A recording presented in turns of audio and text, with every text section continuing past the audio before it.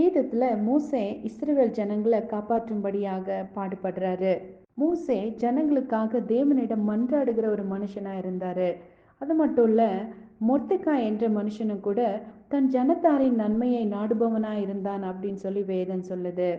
அது மாத்திரம் இல்ல, பிரியமான புருஷனாகிய தானியேலும் கூட தன் ஜனத்தாரின் நன்மைக்காக தேவனிடம் மிக தாழ்மையாக விண்ணப்பம் பண்ற மனுஷனா இருந்தாரு. நெகேமியா கூட இஸ்ரவேல் புத்திரரின் நன்மையை விசாரிக்கும் ஒரு மனுஷனா இருந்தாரு. இவங்க எல்லாத்துக்கும் எதிரிகள் இருந்தாங்க. ஆனா எதிரிகளால இவங்களை அழிக்க முடியல. ஆமாங்க. இன்னைக்கு நம்ம கூட மற்ற ஜனங்களின் நன்மையை எதிர்பார்க்கக்கூடியவங்களா இருக்கும்போது நம்மை சுற்றிலும் பல எதிரிகள் இருப்பாங்க. ஆனா அப்படி இருந்தாலும் கூட ஆண்டவர் எல்லா சூழ்நிலைகளிலிருந்தும் நம்மளை விடுவிப்பார். மற்றவர்களை விசாரிக்கும் உள்ளம் படைத்தவர்கள் என்னைக்குமே விசேஷித்தவர்கள். நீங்க எப்படிங்க? உங்களோட நன்மையை மட்டும் யோசிக்கிறீங்களா அல்லது பிறருடைய நன்மையை யோசிக்கிறீங்களா?